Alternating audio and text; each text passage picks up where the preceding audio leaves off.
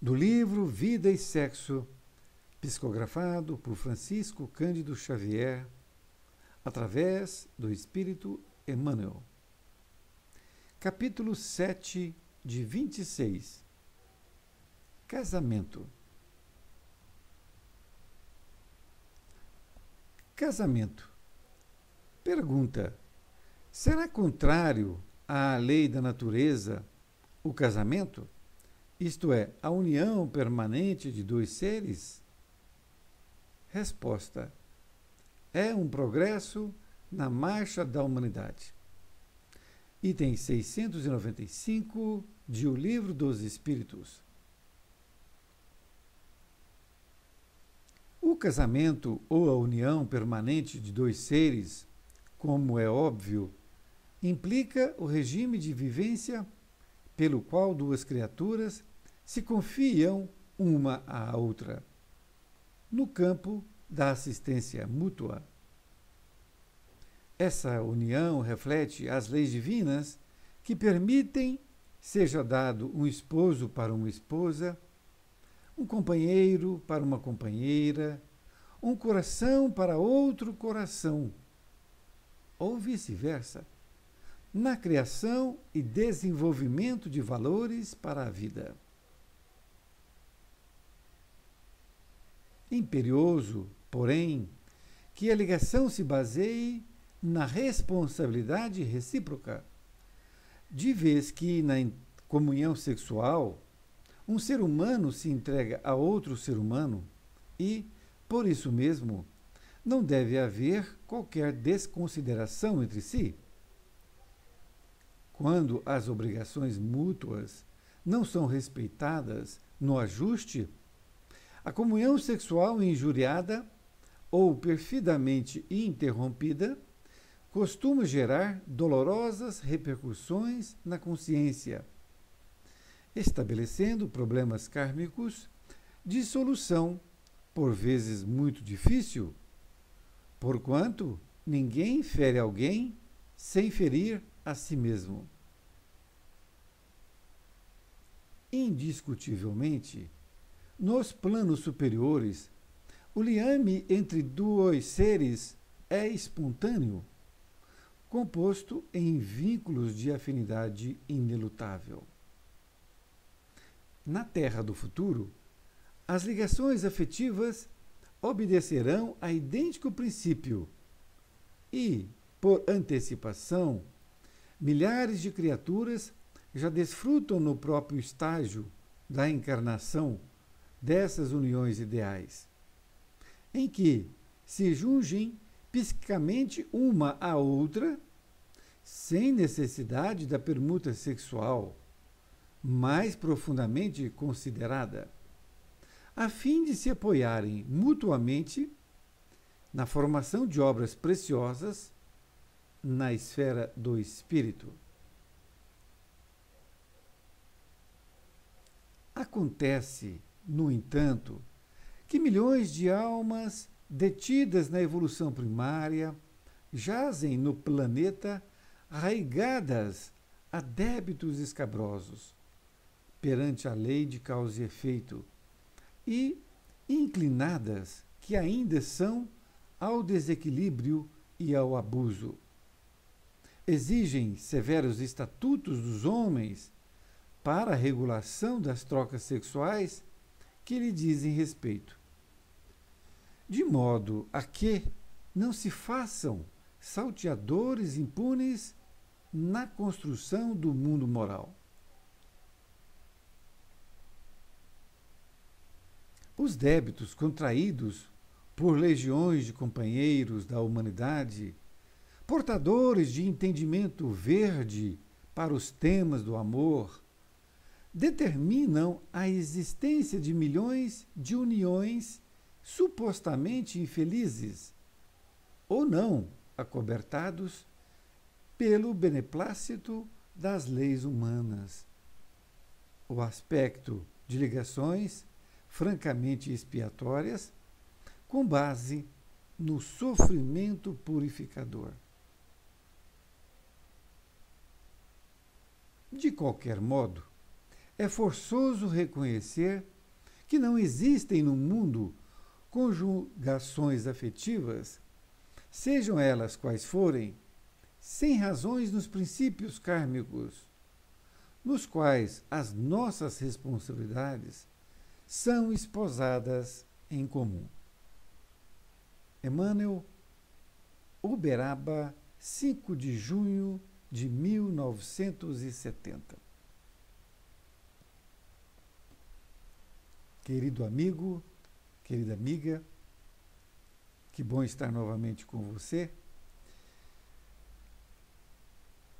Se você já ouviu, estudou os 6 primeiros capítulos, você já deve estar percebendo que, à medida que caminha, o assunto vai se aprofundando mais e mais. Este capítulo Casamento já dá uma ideia mais ampla do que estamos aqui fazendo na Terra. Por que viemos? Qual o verdadeiro motivo da vida? Então vejamos.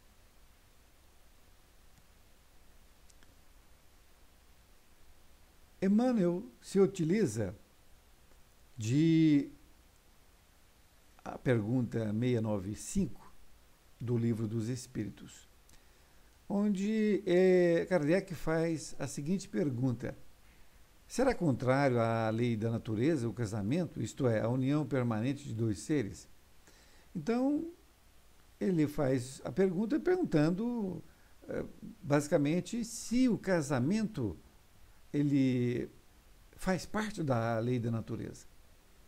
E a resposta é precisa, dizendo que é o progresso da humanidade. Isto é, através do casamento é que se faz o progresso das criaturas, cada um em particular, e também da humanidade como um todo.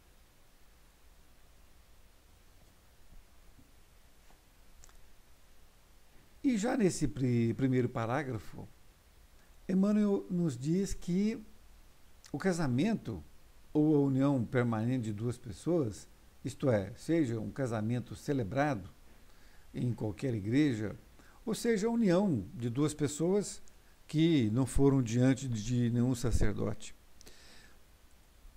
O que ele fala é a união de duas pessoas. Essa união, então, quando uma confia na outra, no campo da assistência mútua. Então, esse é o ponto importante, que haja a necessidade da confiança uma com a outra. Acabando essa confiança, possivelmente o casamento vai ter diversos dissabores. E ele continua dizendo que essa união reflete as leis divinas, que é exatamente um esposo para uma esposa, e um companheiro para a companheira, e um coração para outro coração, na criação e desenvolvimento de valores para a vida. Ou seja, é através desta união é que os valores vão serem desenvolvidos, adquiridos, porque um aprende com o outro e vão ali burilando os seus, entre aspas, defeitos, né, e adquirindo virtudes.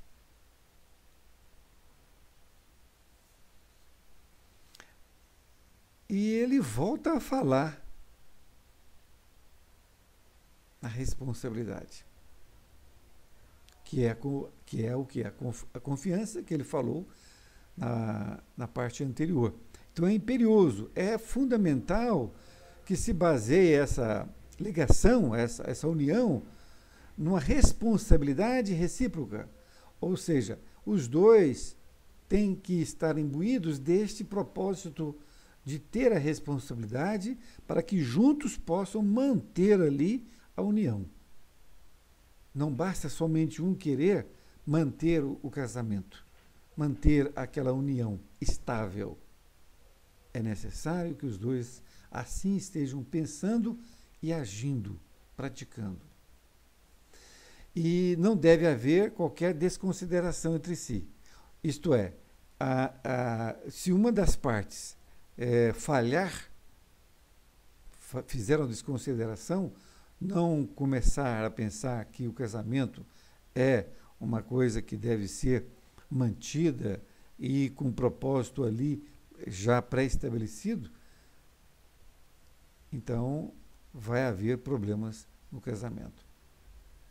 E então ele continua dizendo que quando as obrigações não são respeitadas, no ajuste, e a comunhão sexual injuriada ou perfidamente interrompida costuma gerar dolorosas repercussões na consciência, estabelecendo problemas kármicos de solução, por vezes muito difícil, porquanto ninguém fere alguém sem ferir a si mesmo. Olhem, vejam, esse segundo parágrafo, então, vamos dissecá-lo parte a parte. Ele diz, então, que quando um não respeita o outro, e ele coloca aí a comunhão sexual, porque o homem e a mulher, ainda muito preso ao sexo, e esta ligação muitas vezes ocorre exatamente devido à atração sexual, e devido ainda à falta de evolução. Então, o sexo ele é muito forte, ele é um fator muito preponderante para que as duas pessoas se encontrem e procurem haver aquela união entre duas criaturas. Então, diz ele que essa comunhão sexual injuriada, ou seja, quando ela é ali uma traição entre um ou ambos e mantendo o casamento, ou interrompida, isto é, interrompe ali o casamento, diz ele que vai gerar dolorosas repercussões na consciência. Por quê? Porque a cisão daquela união se deu de uma forma difícil. Um não vai perdoar o outro, um vai estar sempre buscando motivos para desconsiderar o outro, colocar a responsabilidade no outro, não colocando responsabilidade nenhuma para si mesmo, e se considerando até, de certa forma, completamente certo e o outro completamente errado. Então, esses problemas kármicos que eles estão contraindo vão levar aí para outras gerações, outras encarnações. E quando ele diz que ninguém fere alguém sem ferir a si mesmo. Por quê? Porque quando um fere o outro, trai o outro, por exemplo, nesta encarnação ou em outra, fatalmente ele vai colher o que ele plantou. Então, se ele plantou ali a infidelidade conjugal, com certeza ele vai colher a mesma coisa nesta ou em outra vida. Seja por essa mesma criatura, seja por outra criatura. Enfim, é a lei de causa e efeito. Então, quando ele está ferindo alguém, ele está ferindo a si mesmo. Não naquele momento, mas a coisa vai acontecer mais adiante.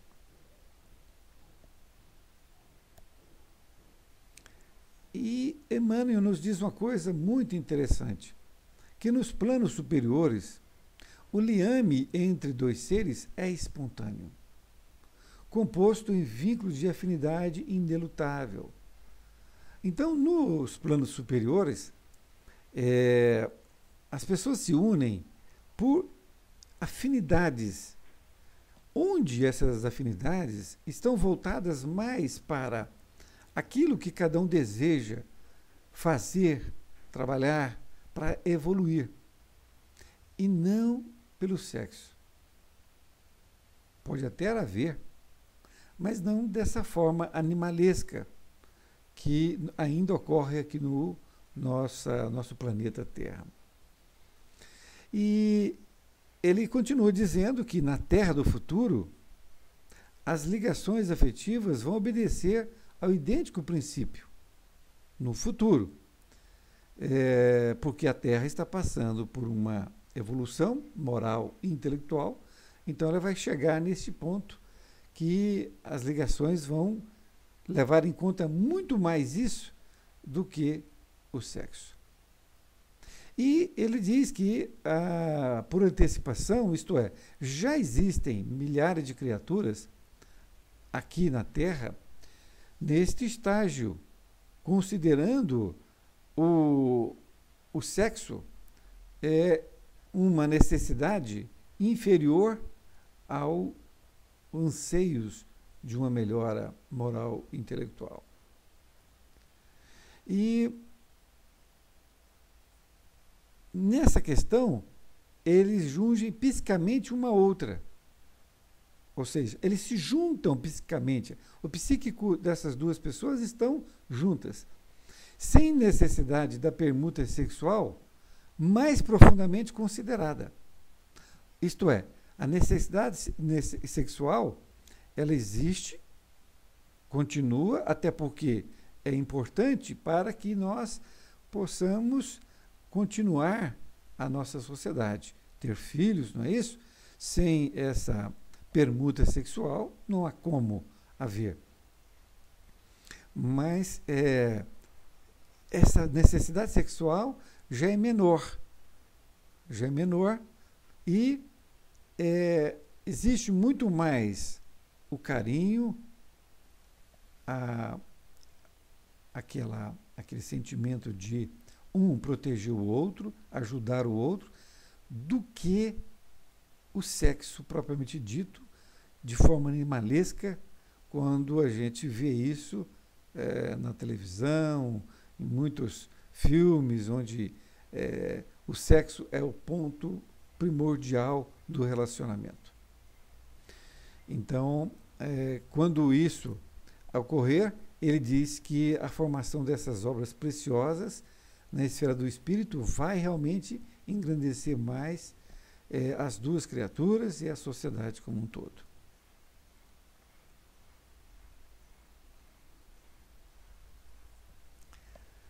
E ele volta a dizer das criaturas que ainda estão na evolução primária, que estão aqui ainda na Terra. Milhões de almas detidas na evolução primária, isto é, ainda se encontrando no primarismo, estão aqui na Terra presas a débitos escabrosos perante a lei de causa e efeito, inclinadas que ainda são aos desequilíbrios e ao abuso, e exigem então severos estatutos dos homens para a regulação de trocas sexuais que lhe dizem respeito, de modo que não se façam salteadores impunes na construção do mundo moral. Então vejam bem, ele coloca que aqui na Terra nós temos ainda milhares de criaturas que, devido ao seu primarismo, estão ainda colocando o sexo como ponto principal. Então as uniões, casamentos ou uniões permanentes, elas batem nesse primeiro princípio. Uma vez ali esfriando o sexo, caso isso ocorra, a dissolução da união é inevitável. Então, ele também coloca que essas milhares de criaturas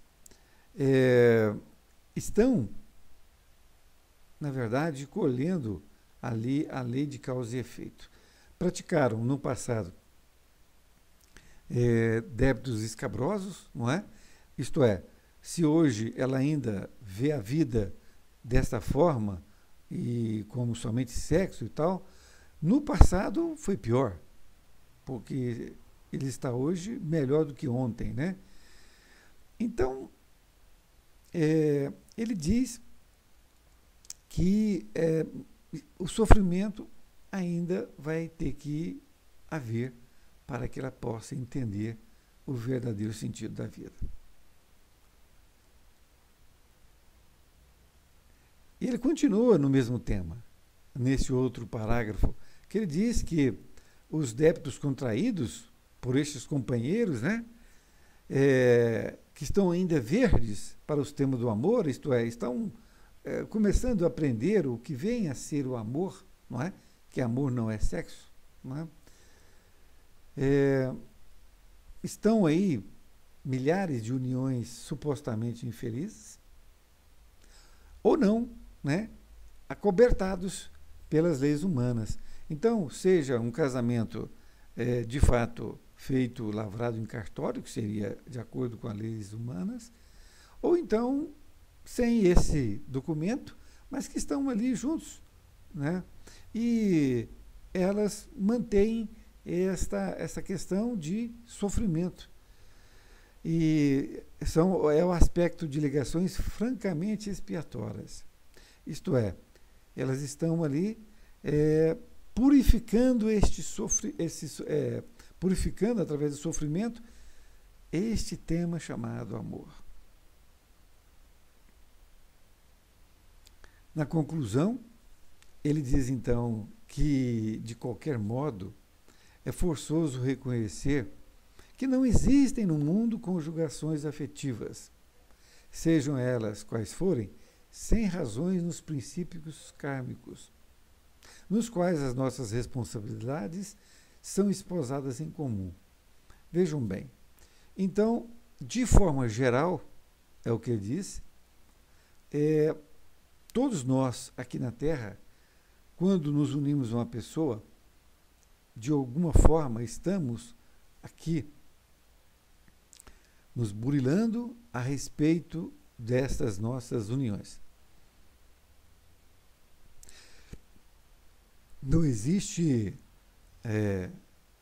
uniões que não sejam desta forma.